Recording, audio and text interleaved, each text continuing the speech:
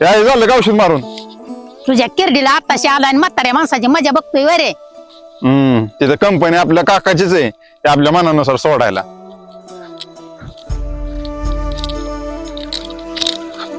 आबा दे मी मारतो. अरे असू द्या, किती राहिले, हात गेला शेपूट राहिलं, आलंय बुरकत आता.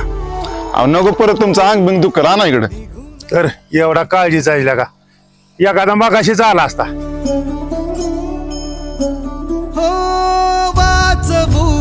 कंपनीत 8 तास काम करून बॉसच्या शिव्या खाऊन आईबाप उन्हातानात काम करतात म्हणून धावत पळत पोर रानात आलं.